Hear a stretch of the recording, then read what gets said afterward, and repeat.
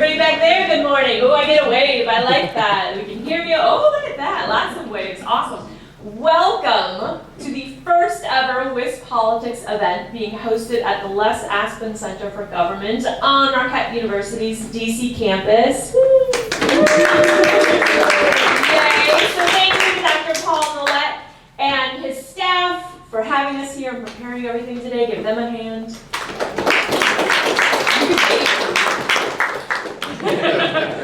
My name is Wendy Riemann. I'm excited to be with you all today for today's WisPolitics panel.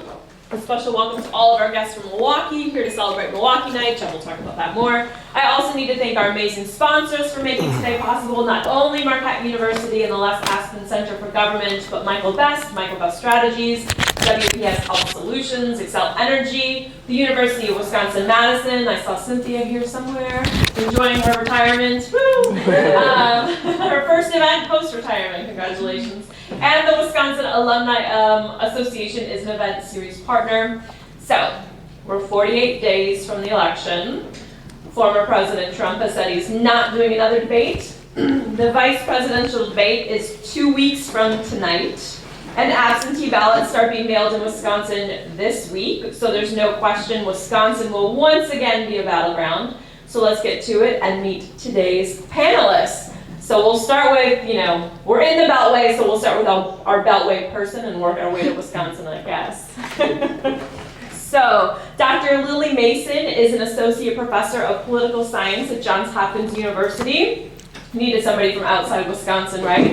She is the author of 2 books about politics. Her research on partisan identity, partisan bias, social sorting, and American social polarization has been published in journals and featured in media outlets including the New York Times, the Washington Post, CNN, National Public Radio, and now WisPolitics. So, congratulations. Next, we have Dr. Charles Franklin. He is a nationally recognized government scholar, pollster, and full-time professor of law and public policy at Marquette University. He's been director of the Marquette Law School poll since its inception in 2012. As any Wisconsinite knows, he's the definitive source for information concerning public opinion in Wisconsin for every major election. He's widely published on partisanship, public opinion, and the Supreme Court, and the U.S. Senate elections. He's also been a member of the ABC News election night analysis team since 2002. Sometimes I like to share where people get their PhD, but where he got his, let's just say it rhymes with Michigan. We won't say it in this house. And finally, our third and final panelist, reporters are not supposed to play favorites. So, Craig Gilbert is one of my absolute favorites. I've known him for nearly 15 years. He's always been nothing but a class act who always does his homework. He recently retired as the Washington bureau chief and national political reporter for the Milwaukee Journal Sentinel, although some may question whether he's doing retirement quite right because you'll still see his byline on the regular writing columns in the Journal Sentinel. He's covered every presidential campaign since 1988. And chronicled Wisconsin's role as the nation's most endearing political battleground. He's a huge list of awards, current and past fellow at the Lubar Center, I thought I said that right. And right here, our moderator for today, Mr. WisPolitics himself, Mr. Wisconsin himself, Jeff Mayers.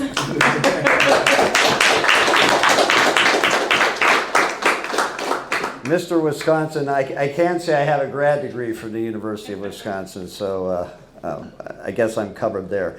I also want to give a shout out to David Crowley, the Milwaukee County Executive. Let's hear it for David. David, you were counseling the students. What were you telling them? Don't go into politics? It depends on their major. But we will be calling upon David with some of the questions that I have for the panel because he's going to be our local Milwaukee expert. He's here tonight for the Milwaukee Night, MMAC's annual Milwaukee Night in DC. If you're not going, you should go because you'll meet a lot of important people, even more important people than are here right now.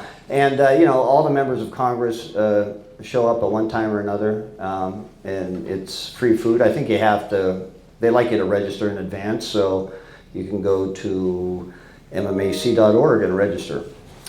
All right, I also wanted to give a plug for the WisPolitics 2024 Fall Election Guide. Okay, so we're an online publication, but we do a couple of printed products every year. And so take advantage of that. All right, well, let's get moving here. Too bad there's nothing going on and nothing to talk about, huh? All right. So let's just start with you, Lily, and sorry your Uber ride took so long here, but I'm glad you made it. Can you give us like a snapshot of where you think the race is right now, national and with the swing states? Yeah. Thank you so much for having me. This is a great turnout, a room full of people. This is awesome. As a professor, I like to see people sitting in seats, and so that's really people and not on their phones. And not on their phones, and not still sleeping. Let's start with the national race. Obviously, this has been one of the most, I think, eventful campaigns that we've seen potentially in American history. The fact that we had our sitting president bow out of the race over the summer was pretty extraordinary. And so one of the things that I think about this race currently is that we just don't know what's happening. I mean, it's very difficult to put in context this particular campaign and this race right now. We haven't had a presidential candidate who'd never had to win a primary. We haven't had, in candidate Harris, we haven't had someone who is relatively new to the electorate going into the fall. And so when we think about polling and public opinion, I think that there's just a lot of, I think we should be cognizant of the amount of uncertainty that we really have when we're looking at numbers, when we're trying to understand what people are thinking, when we're modeling vote turnout, right? We're modeling likely voters. We're looking at these polls which make assumptions about who is going to turn out and who the likely voters are. All of these things are up in the air right now, and with such a kind of the polling is showing us relatively tight race. I think that one thing that we should just maintain is a very open mind about what the reality is that we're living through, and that there is just so much uncertainty still about what exactly the race on the ground is. And so that's a terrible answer to your question because it's basically I don't know. but Well, you're saying be cautious. Be very cautious. Don't leap to conclusions. Exactly. Like most journalists do. Okay. Anyway. All right, Craig. Where do you think the race stands now? This is a very compact race, right? Just like Lily said, never seen it before. Yeah, and we have all this uncertainty about kind of what the numbers are now, what the state of play is, but we also have this very revealing baseline of the last two elections with the same Republican candidate on the ballot who's going to be on the ballot this time. And that kind of reinforces what you were saying was, if you think, there's no reason to think, I don't think, that this election is going to be dramatically different. Certainly the playing field isn't different than 2016 and 2020 with respect to a really competitive electoral college landscape. I mean, those are two elections where the Democratic candidate won the popular vote, and it wasn't super close, but the Electoral College was incredibly close. And embedded in that is what has been a Republican advantage in the Electoral College, which is what is making this race so unpredictable. If we were just talking about the popular vote, I think it would feel a little bit less predictable. But I think if we're assuming that this election is not going to deviate dramatically from the 2016 election and the 2020 election, that puts us right back in this place where that is so much within the margin of polling error that it's hard to look to the polls to tell us, with respect to the horse race, a whole lot more than the last two elections have told us. Dr. Franklin, you just did a poll. Why don't you tell us where the race stands in Wisconsin? Sure. We've seen a close race all year. I think the thing to not lose sight of is that with Biden in the race, it was close through the spring, Trump leading by a little bit at the latter part of the spring and summer. But then in the interim between the first debate and when when Biden dropped out, he fell behind by 4 or 5 points in the state. When Harris entered the race, she made up almost all of those losses. So we're back to a close race again. But it isn't because there was no dynamic in there. Post that first debate, there was a tremendous dynamic and a really sharp drop, relatively speaking, a bigger change than we had seen since last October, at least. So where we stand now in this latest poll that came out last week is a 4-point Harris lead. In July, Wisconsin. In Harris Wisconsin. lead in Wisconsin, yes. Why would we talk about anywhere else? Really, I mean, come on. It's understood. As Wisconsin goes. Phooey on you, Ohio. Anyway, so we've got her up by 4 right now, 4 points, both with registered voters and likely voters. A month ago in July, after Biden dropped out, but before the Democratic convention, Trump led 50-49 with registered voters. Harris led 50-49 with likely voters. And when you put the third-party candidates in, Harris was up by 2. So roughly a 1 or 2 point lead, maybe a tie. This time, a little bit more. Now, our poll was done after the Democratic convention, but before the debate with Harris and Trump. So we're only getting the convention bounce, not showing anything about the debate effect. We're in the field starting tomorrow with our post-debate poll, so that'll be out in a couple of weeks, and we'll see if the race has changed. I do want to put the debate in one perspective. As horrible as Biden's debate was, he still only lost about 4 points in the polls.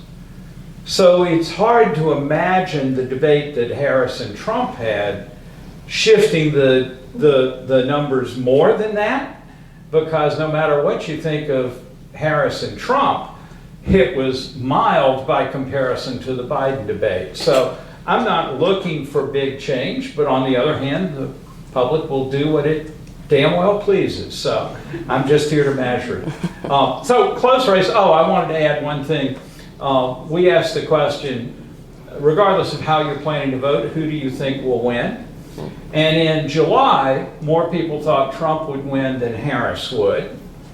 This time, more people think Harris will win than Trump, but 11% give the correct answer, I don't know. Okay, so by all accounts, Wisconsin is still very much one of the pivotal states. Of course, in Wisconsin, we all think we're the pivotal state. But, you know, where do you think Wisconsin ranks, Craig? Well, it's been it was the tipping, Use your mic. it was the tipping point state in 16 and 20, which means it was the state most in the center of the Electoral College. And it was the state that mathematically was needed by either side to put them over the top in the Electoral College. The people that sort of run the numbers and follow this and have prediction models are looking more to Pennsylvania to be the tipping point state this time. But, you know, it's one of the mysteries of this election is Wisconsin has been probably, Charles, the best state for Democrats among the battlegrounds in the polling overall. Is that This fair? year it has This year. been. But it wasn't in the vote. But it hasn't been in the last time. past. So the question is that, do we believe that? Do we believe that Wisconsin has gone from being exactly in the middle of that spectrum of battlegrounds to the most favorable, when it was pretty tough? It's been pretty tough for Democrats, certainly relative to the national vote, and it's been voting, I think, in 2020, it was 4 points more Republican than the nation as a whole. And now it seems to be, if you believe the polling, the most favorable of the battlegrounds. So we don't know whether that's going to be its relative place among the battlegrounds this time around. I'm not quite sure why it would be. Yeah. So we you know, if you judge by the visits, we counted the visits and compared them to the other WisPolitics did, and we were just slightly under visits by the vice presidential candidate and the presidential candidate to the state, just behind Pennsylvania. Oh, yeah, I mean, and then Harris is coming to Madison on Friday. So I guess we'll have to refigure the. It's like nobody's making the mistake that Hillary Clinton made in 2016. We can be sure of that. So, Lily, I wanted to ask you about the.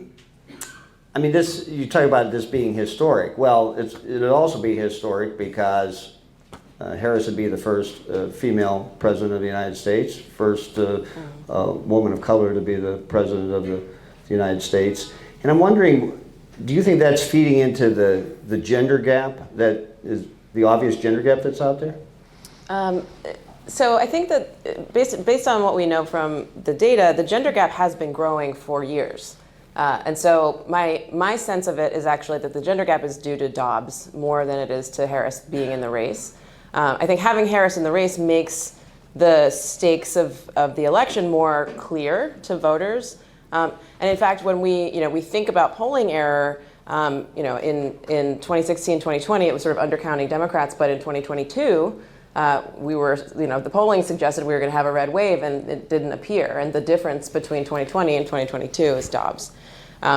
And so, and particularly among young women. So the gender gap is pretty similar across most age cohorts. But among the youngest cohort, 18 to 25, what we see is that young men are relatively similar to where most of the other men are, but young women are much more Democratic than the rest of the women.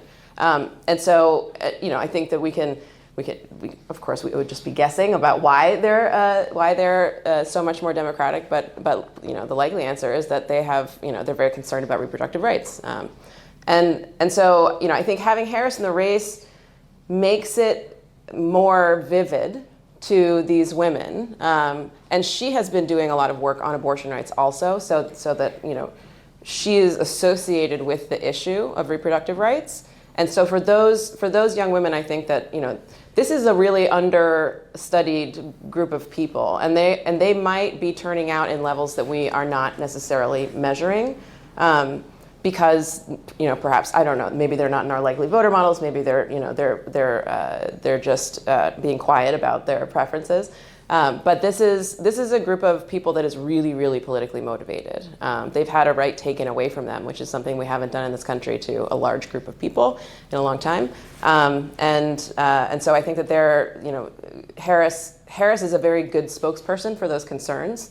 But I think that they would be there regardless of the candidate. Right. So Hillary Clinton leaned into the history part, and the Harris campaign seems to say, "Well, it's obvious, isn't it? We don't have to keep telling you it's history making, right?" I mean, but what do you make of the different approaches, between those two campaigns on the history part of it? Yeah, I mean, I think that Harris learned from the Clinton campaign, right? I mean, they paid attention to what worked for Clinton and what did not work for Clinton.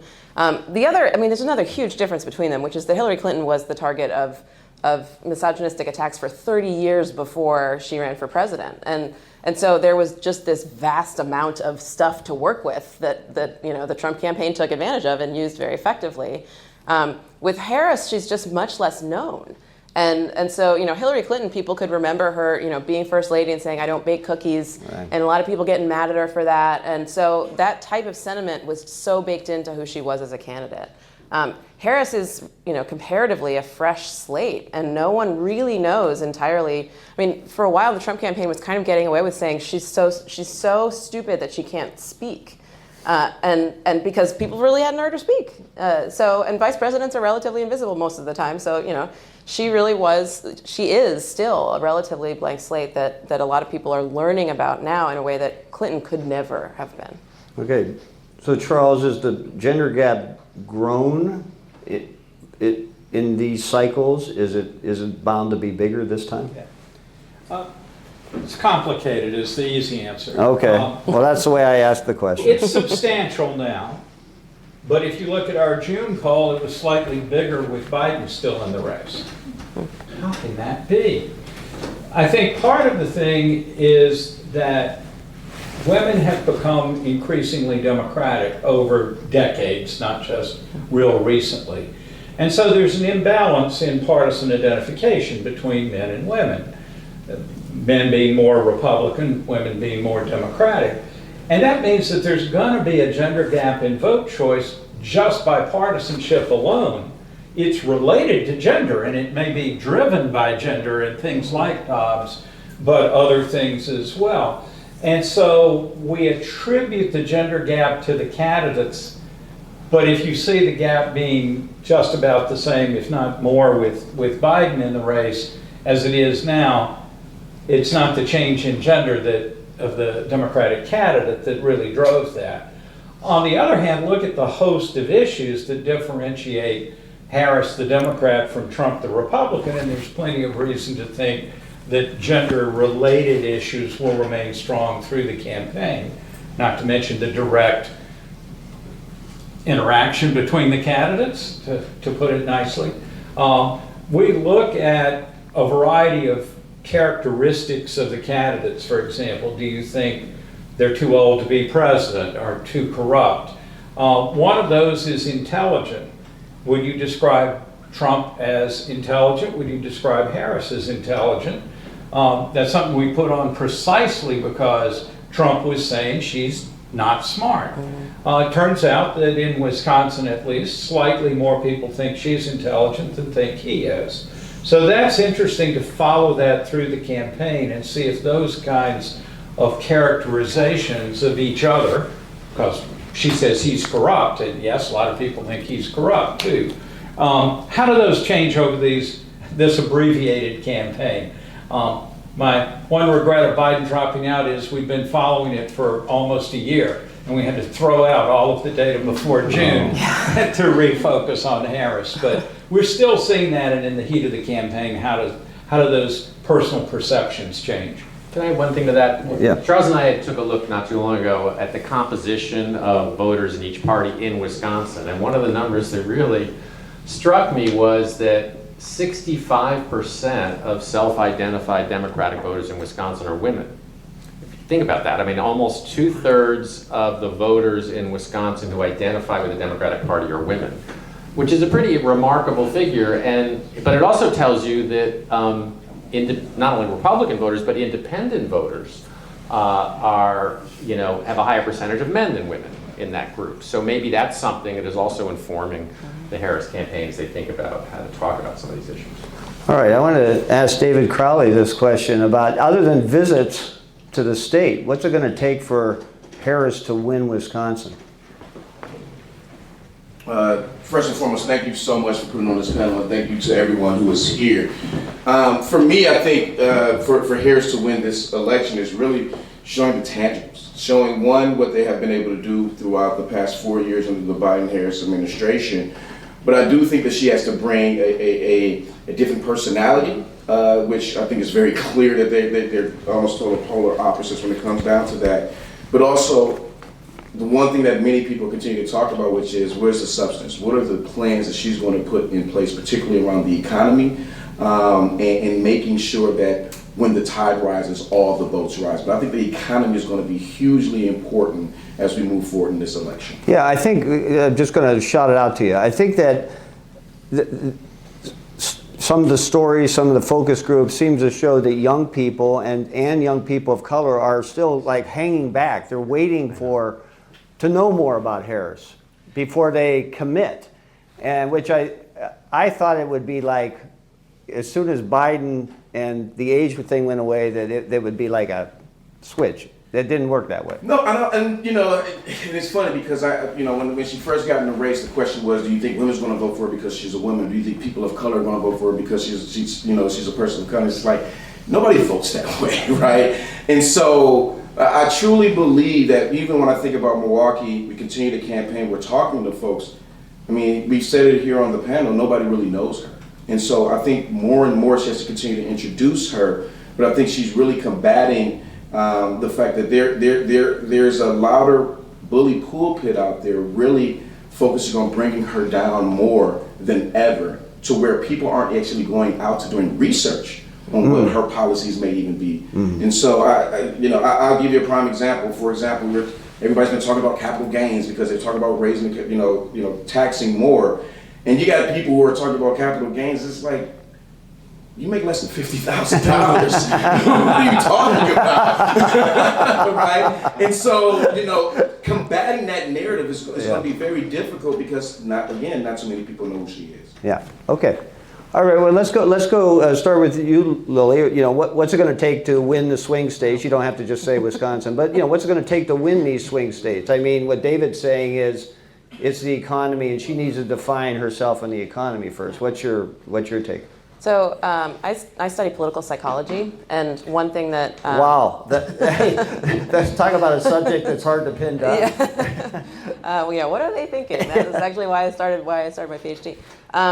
One of the things that we know is that while policy is important, the details of the policy are not as important for people. And they say that that's what they want, but actually, when you give them the details, they're like, well, I don't know if that's not enough. And actually, what is more effective, and I think that the Republicans have had much more success with this up until now, is the narrative. And making sure that you have a compelling story, that there is a sense of momentum and progress, that there's two emotions that drive political action, and those are anger and enthusiasm. And what we've seen coming from Trump is a lot of anger, right? Pushing the campaign forward with a lot of anger. And what we've been seeing from Harris is pushing the campaign forward with enthusiasm and joy. And that type of emotion, you can sort of feel it, right? It's a different type of atmosphere. People at the DNC were saying that it just felt different to be there. Enthusiasm is a really useful emotion for getting people to participate, to get up off their sofas, to start actually doing things, and to go vote. And so I think the policies are important, and people, they're actually the most important thing in terms of governing and what we want our government to do. But in a lot of ways, it's more like feelings don't care about your facts, right? Your feelings are such an important motivator, and I think that that the Democrats were kind of ignoring that for a long time, and the Harris campaign seems to have really grasped it. All right, well, Charles, why don't you, I'm sorry, I'm going to go to him now because enthusiasm was a big part of your last poll, and then talk about the issues that you think are driving things. Okay.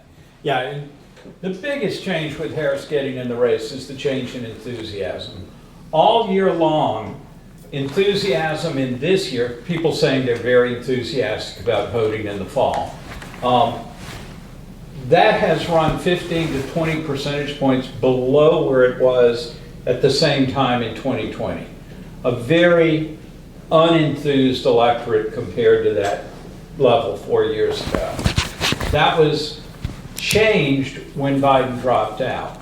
In the July poll, enthusiasm rose dramatically to just a couple of 3 points below where it was in 2020. Now this month it's up a shade, is about 1 point below where it was in 2020. But there's also been a giant partisan shift. Republican enthusiasm had been considerably higher than Democrats throughout the spring through June. In July, Republican enthusiasm actually went up 7 points following the Republican convention. But Democratic enthusiasm went up 20 points following Biden getting out of the race. And I think that's just a perfect illustration of what a drag he was on his party and on his partisans. That even though they were still voting for him in very high percentages, it was without enthusiasm. Now with Harris in the race, Democrats came up close to Republicans in July. Democrats are now about 9 points higher than Republicans in the September poll. Republicans haven't gone down. They got that 7 point bounce, but it's flat since then.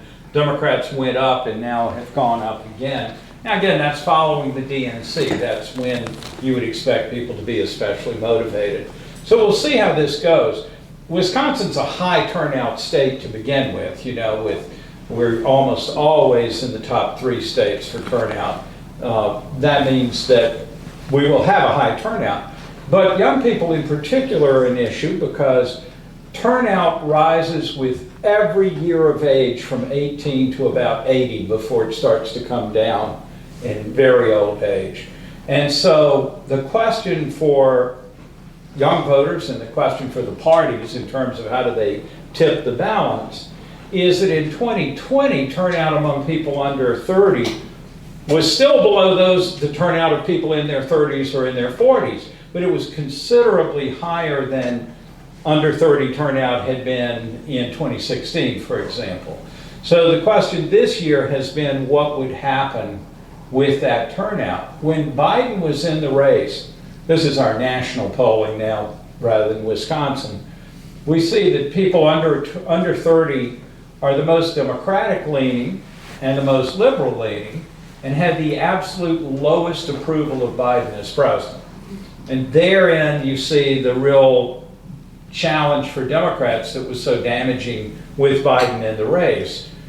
That hasn't been completely forgiven with Harris. I do think there is still some room for that support to sort of normalize. Strong partisans who should be mostly mobilized weren't under Biden, are getting there under Harris, but aren't there completely.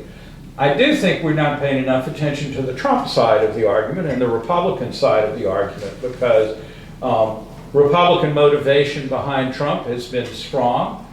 He had fallen to about only 70% favorability among Republicans before the primaries began. He still had a solid majority of the party, but he didn't have the commanding majority that he did as president. But going through the primary system process actually boosted him, and now he's up in the mid-80s of favorability with Republicans, so he's unified the party. I think he got kind of pushed into the shadows after Biden dropped out, so there was a long stretch in which headlines were much more likely to mention Harris than to mention Trump. More recently, that's reversed, and Trump is much in the news again. So there's a turnout game going on there where the party and the campaign is focused on low propensity voters, people who don't vote in every election but support Trump. And those are the folks that they're working especially hard to reach and motivate to come to the polls for Donald Trump. And we'll see how successful that is. It's been very successful. 2020 was a record turnout on both sides, but can it be replicated this fall? Okay, Craig, what are the issues you think are going to drive the electorate in Wisconsin, and how are the parties, as Charles said, approaching this in terms of the ground game? So, I mean, we all know the economy has been the top issue. I mean, one interesting thing about Charles's last poll is that, you know, after you get the economy, you get to abortion and immigration. Immigration has actually been declining a little bit in importance, but both those issues are more base issues. In Charles's polling, abortion is rated much more highly in importance among Democrats than among not only Republicans, but even among independents. And immigration is rated much more highly in importance among Republicans than among not only Democrats, but also independents. So independents aren't, you know, as concerned about, you know, abortion or immigration as, as the base of the two parties are in each respect. I thought the weakest answer in the whole debate, which was a strong debate by Vice President Harris recently, was on the very first question, which is, you know, what do you say to voters who say they aren't better off than, or they're worse off than they were 4 years earlier? And she kind of, it was, you know, often, I think most of the time, the candidates are trained or don't really try to answer the question, but she kind of was a non-responsive, kind of an obvious way.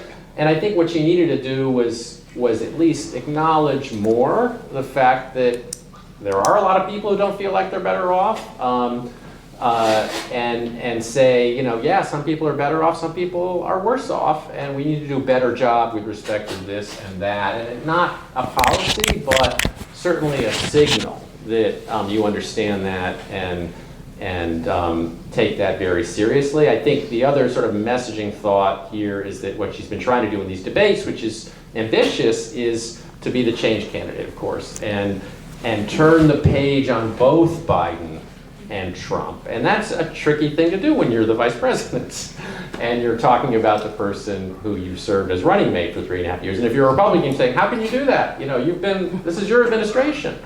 But she has some things going for her, including, you know, age, and she's such a contrast with Trump that she can that's an argument that she can try to make and may be able to succeed in making, but it's so key to her campaign to be in this environment, to be the candidate who people look to turn the page. Okay, so we haven't talked about the second assassination attempt on Trump, and there's no real polling out there yet, and maybe you'll capture that in your poll if you're in the field, going in the field now. But I'm just wondering about, there's such a sliver of the electorate that is not committed, or it doesn't appear to be committed, Lily. And we always talk about October surprises. It's like we have a surprise every 2 weeks. So, I mean, what do these things, what effect do these things have on this sliver of the electorate, do you think? Yeah, well, I mean, obviously we don't know. This is very, very rare to have one attempt, actual attempt on a president, much less potentially two. We know about the only research I can think of is there is research on like mass shooting events right before an election. And it actually, for those, it does seem like those increase turnout. And they increase turnout among people who want more gun control. And so it's possible that we'll see some sort of similar effect, although those are really when the event happens right before the election. So, I mean, how many things can happen between now and the election also? We have no idea. What we saw with the first attempt was we saw an increase in popularity of Trump and support for Trump. In solidarity with him. It also happened right before the Republican convention. Yeah. Right. So we had this threatening event, and then we had a big actual rally, right? We think of like a rally around the four-day rally. Yeah. Right, yeah, an actual rally. And so, we do expect to see sort of like a little bit of surge in, not necessarily undecided people deciding to vote for him because of it, but surge in enthusiasm among his own people. I think among people who are still undecided at this point, we just really don't know. And I think one really important thing to keep in mind about that group of people is that they're very heterogeneous. They're not all undecided for the same reason. And some of them are undecided because, they're Republicans, but they really don't like Trump, and they don't want to vote for a Democrat, but they don't know what to do. Some of them are completely uninformed. They have not been paying attention at all, and they literally just don't know what's going on. They were waiting for Taylor Swift to say something. Right, yes, right, exactly. I mean, people are busy. They have lives, they have jobs, and they don't necessarily read all the political news as much as all of us in this room do. And so, thinking about that group of people, it's really important to remember that they're not all the same. They're not all the same person. They're very, very, diverse in terms of their motivations. But these attempts, as far as we know, based on research, it might go in one way, it might go the other. It's just they're so rare that we don't have good studies. All right. Before we go to questions from the audience, let's talk about the U.S. Senate. So Democrats, have a very slight majority in the U.S. Senate, and Harris often is there to cast a deciding vote. Obviously, every Democratic incumbent race is important. But how, Charles, why don't you give the lowdown on where the race in Wisconsin stands between Baldwin and Hovde? Sure. So in terms of majority control, West Virginia is almost certainly moving to Republican. Montana has just been shifted from toss-up to lean Republican, though that's not a guarantee, but certainly it's a very red state, so Kester holding on there. Then we have Ohio, where there's been surprisingly little polling on the Senate race. Makes it very hard for Democrats to hold the majority. If you lose West Virginia and you lose Montana, it's hard to see any Republican seat that a Democrat is likely to pick up, or even plausibly going to pick up. So the Wisconsin race isn't really about the majority, it's about whether you're down, Democrats are down 2 seats or 3 seats or something like that. Our polling throughout the spring, since Hovde got in the race, has ranged from about a 4-point Baldwin lead to about a 7-point lead. This past week, it's 4 points with registered voters, 5 points with likely voters, so about the same. Hovde has improved some this time. He had, in January when he first got in the race, 80% said they didn't know enough about him to have an opinion. That's down to 22% now. So the campaign has been very effective in introducing himself and introducing him to the public. Still at 22%, that's double or triple those that don't know Tammy Baldwin, but we've got almost 2 months to run for that to improve. The trouble for Hovde was his unfavorables were going up a little faster than his favorables were as people got to know him. But this month, his favorables went up faster than his unfavorables. So he did make a gain in net favorability this month compared to previous polls. I would say that puts him behind, but not out of the running. Things could shift. Especially depending on how the presidential race shapes up. We also asked some specific questions. How well do the following phrases describe Baldwin, describe Hovde? On work to solve our national problems, she has a very modest, very small lead over him, 3 or 4 points. On cares about people like you, she has an extra point or so. And on will work for the interests of Wisconsin, she has her largest lead. And in that, you see a bit of a reflection of the claims of the campaign.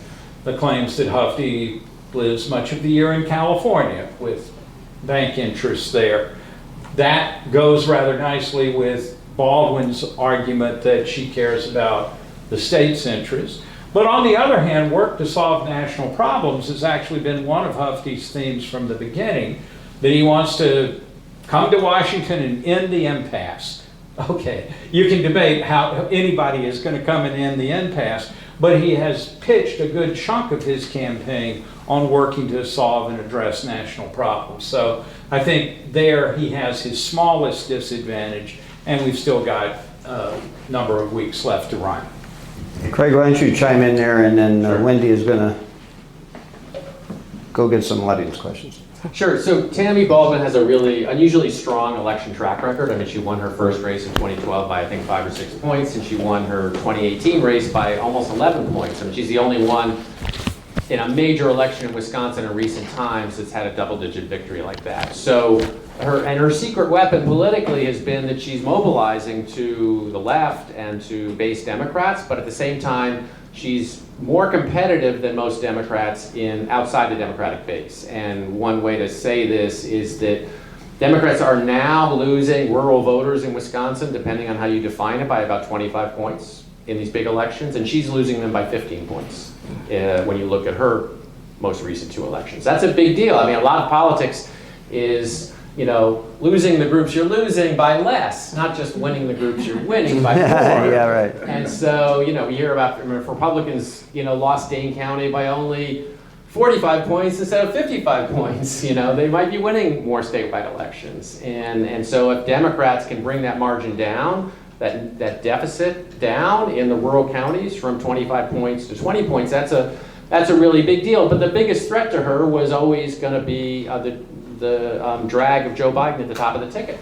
And when Joe Biden was the Democratic nominee, we saw a gap between these 2 races. We saw like a 5-point gap in the presidential margin compared to the Senate margin. So you had, let's say, Joe Biden 50-50 with Donald Trump, and she's still up 5 points against Eric Hovde. So now that has been removed. And so that makes it very difficult for Hovde, I think, to overtake her. It's hard to imagine Tammy Baldwin losing the Senate race without Kamala Harris losing the state of Wisconsin by, 2 or 3 points more than that. And that's a tough needle for Eric Hovde to thread in this environment, I think. All right. We'll go to questions. So Ruth, you're up first. Thank you. So with the ruling yesterday that RFK will stay on the ballot in Wisconsin, what do we think the effects on polling will be with that? Sure. You'll have to borrow. Borrow this one? Yeah. So in this last poll, the one we released last week, we included him because he is still going to be on the ballot. And even before that ruling, that was the expectation. He got 6% in this latest poll, even though when we asked, 86% said they knew that he had suspended his campaign. So it wasn't voting for him out of ignorance. Those that didn't know he had dropped out, that small group, were giving him 9% of the vote versus 6 overall. So there is a little bit of information effect there. I think the way to look at this is Kennedy has gone over the course of the year from 16% to 13 to 8 to now 6. Third-party candidates almost always drift down over the campaign, and so I would expect him to end up below 6. But why is he still getting 6 when almost everybody knows that he's dropped out? I think the answer is these are people that were unwilling to vote for Harris or for Trump to begin with. And so the idea that if he drops out and tosses his support to Trump, that 100% of his voters go to Trump is just wildly wrong empirically when we look at past third-party voting. And it's because this is a protest vote for a reason. It's because of dissatisfaction with both Trump and Harris. Now, over the last stretch of the campaign, maybe that'll shift. Our estimate right now is that about 2/3 of the Kennedy voters, if they had to choose between Harris and Trump, 2/3 would go to Trump, 1/3 would go to Harris. So that's a sizable percentage, but it's far from 100% of the vote. It doesn't convert all of his support into Trump support. And also some of these dissatisfied people may go to someone else as well, because there are 8 candidates on the Wisconsin ballot. Well, don't Harris's numbers improve when all the third-party candidates are in there? In general, the third parties have hurt Trump a little bit more, by a point or two, than they hurt Harris. Wisconsin. Huh? A point or two is winning Wisconsin. Yes, it's a big deal, right? Campaigns would pay a lot to move a race by that much. But I think the reason I think is that the third-party candidates as a whole are more attractive to that group of the public that are so dissatisfied with American politics, that they're more natural supporters of Trump than they are of Harris. And so when you give that option, that dissatisfaction with the political system moves a few of them more in that direction. 8% of Republicans picked Kennedy. That's down from 10% a month ago, but only 3% of Democrats picked Kennedy. And earlier, Democrats were a little more likely to go to Jill Stein or Cornel West, though that support has pretty much evaporated for both of those. Good morning, thank you panelists. My name is Mike, I'm from the University of Wisconsin, and my question goes to the doctor from Johns Hopkins.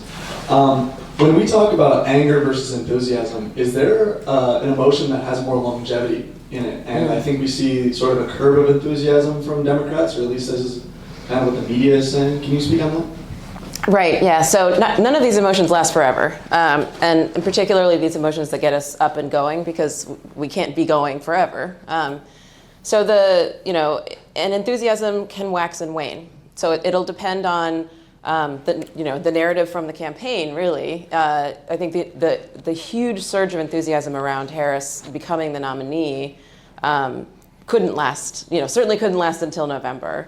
And so the question for the campaign now is, what do they do to get another wave of enthusiasm? And I think then you see the same approach with the Trump campaign, right? Like when attention is kind of waning, then you'll see another, threat from immigrants, or something that will make people angry again. And so I think it really is sort of just like kind of riding this set of waves that they hope will crest around November 5th. And it's, if you look at it from that perspective, you can kind of see the motivations of the campaigns as they go. Hey guys, Eric, I work for the 8th Congressional District of Wisconsin. Get out of statewide a little bit. Can you speak to the congressional races at all? Do you think any of them have a chance of, we haven't had a seat flip in a while, if any of those have a chances of flipping?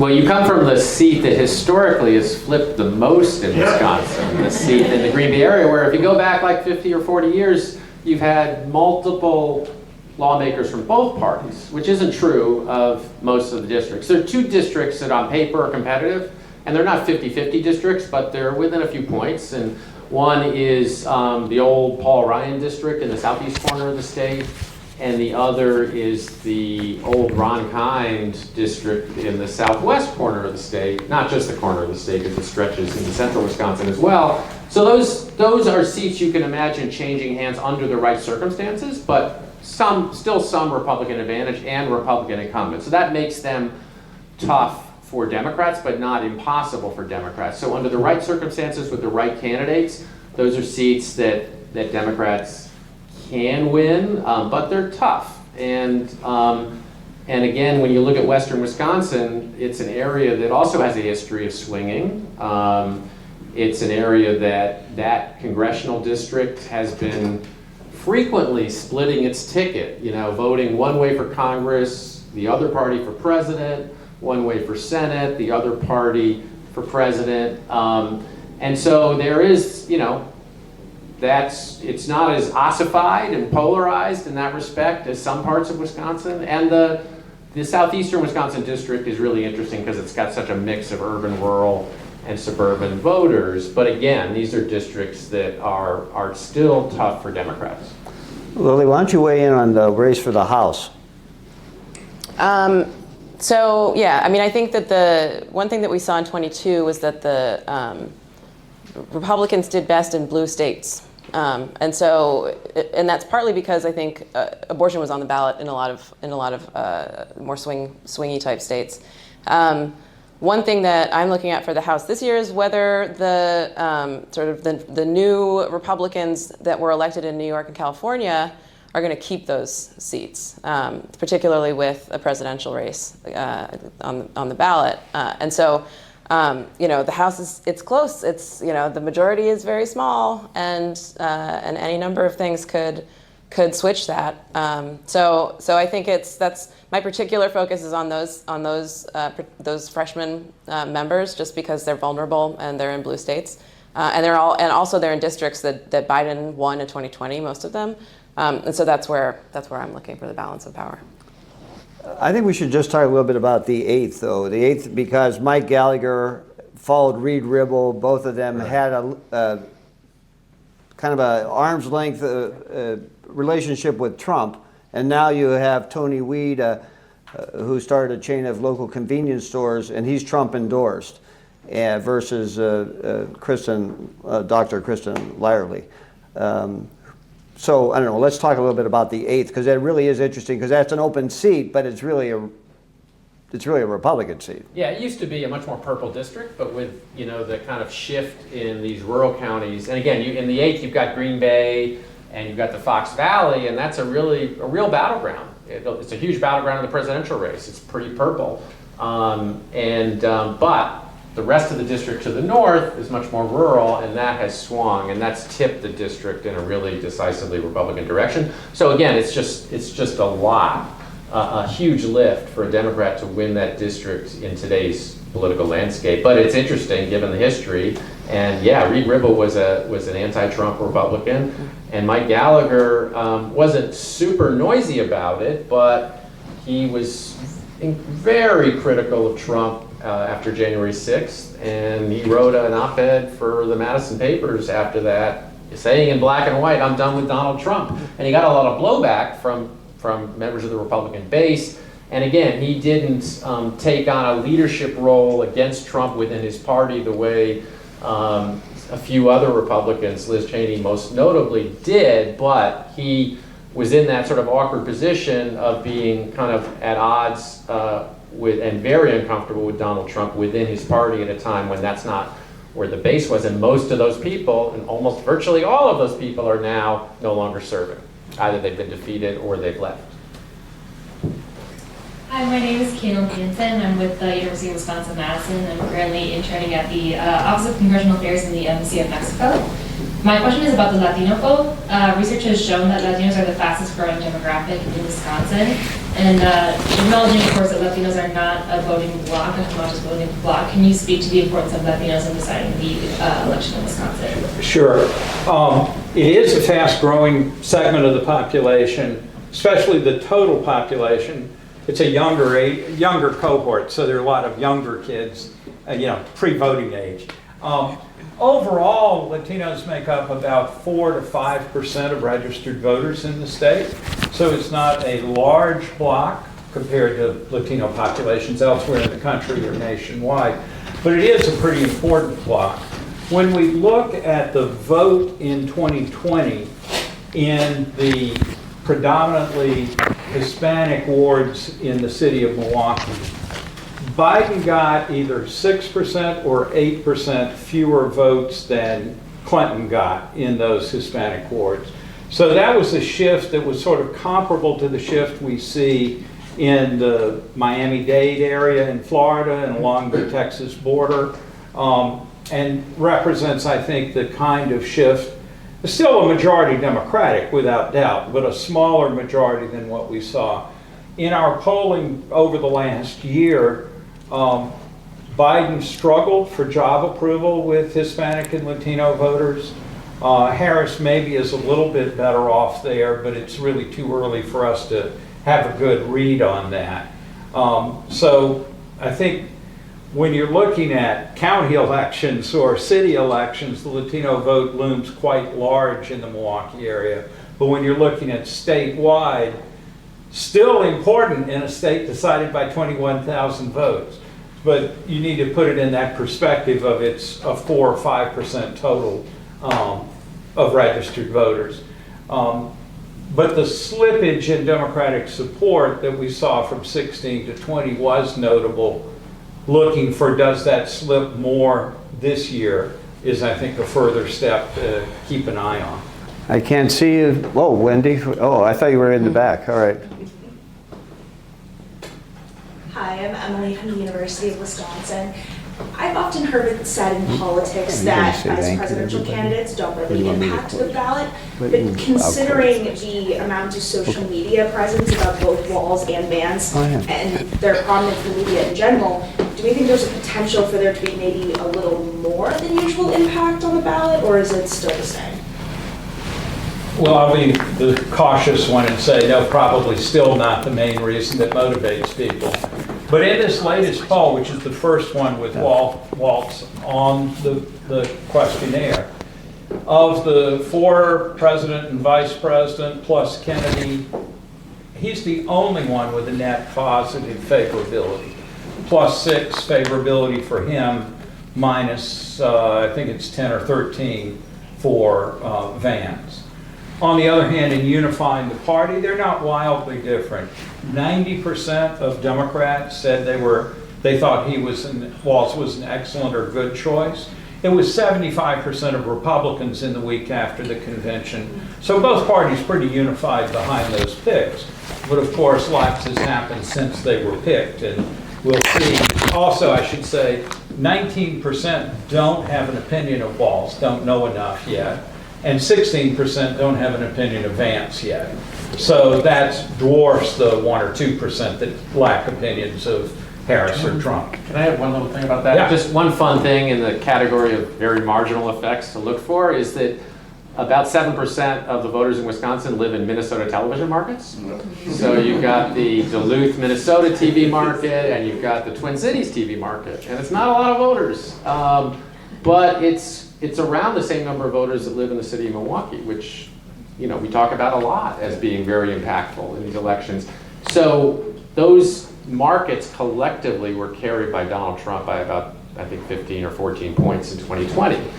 So, if you were looking for a Tim Walz effect, you might look there. Again, Republican leaning, but some Democratic areas in those places. And even the La Crosse-Eau Claire media market, which is a Wisconsin media market, still has a spillover from Minnesota. So if somehow you thought that Tim Walz could improve the Democratic margin, losing margin or winning margin in those parts of the states by a few points, you're talking about 7, 8, 9, 10,000 votes potentially in a state that sometimes is decided by less than that. So it'll be interesting to look at when the dust settles. I'll also just add a quick thing, which is that Trump is struggling with Republican women, suburban Republican women, and J.D. Vance is not doing him any favors in that he might actually be turning more of them off. On that note, I'll ask the last question. Just in the interest of time, I know y'all have places to be. We have lots of students here from Marquette University today, University of Wisconsin-Madison is well represented. We know the youth vote is actually really important. I suspect, given they're doing an internship in Washington, D.C., they will all be voting with great enthusiasm. Do you have a message for some of their friends that perhaps are questioning whether their vote matters, if they should vote? Do you have like your soundbite parting words of wisdom to lead them in terms of why their vote matters and why they should get out the vote? Well, we've certainly seen elections where almost every vote did matter. And the asterisk with respect to the presidential race is that 7 states, right? And so if you're not in one of those 7 states, but I'm sure there are a lot of other offices in other states where that are in play and are up for grabs. And when you think about the famous Florida scenario of 2000, where it was a few hundred votes that decided in our crazy electoral college system, where a tiny margin in one state can actually flip the country. It certainly becomes easy to imagine a circumstance under which you have elections decided by just a handful of votes, and I think that should be reinforcing when it comes to people's motivation to vote. Do you want to? Sure. I tell my students in Maryland that their vote matters, right? So Wisconsin, I think, is. It does matter, right? In the Senate race, yeah, Senate race, it actually really does. But I think that what I would say to students is that this election really is the outcome of this election is going to change the type of America that we live in. And it is, I think, one of the most stark choices that we've seen in a long time. I feel like this really is. I think of it as pivotal. I think of it as a pivotal election. We've been having a conversation in this country about what kind of what America looks like and who belongs in America and what kind of democracy we are. And that the answer to that question is going to be whoever wins the White House. So.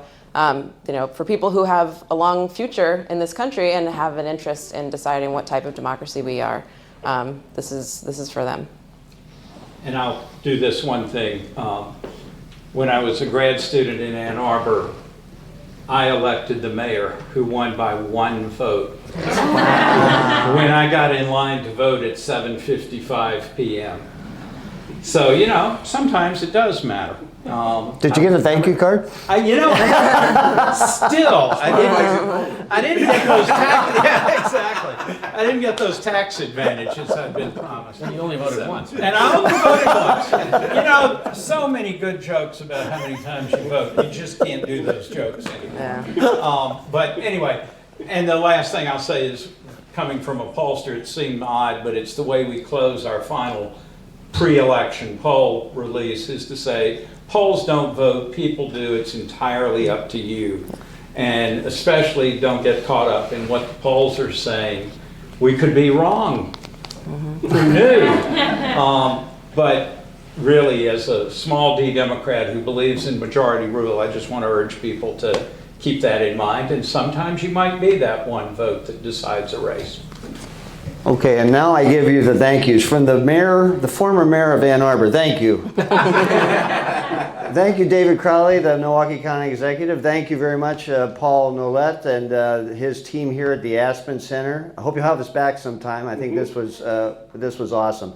And I want to thank our sponsors, Michael Best and Michael Best Strategies, the WPS Health Solutions, Excel Energy, Marquette University and the Aspin Center, and UW-Madison, and our partnering organization, the Wisconsin Alumni Association. And especially, I want to thank our panel. Let's hear it.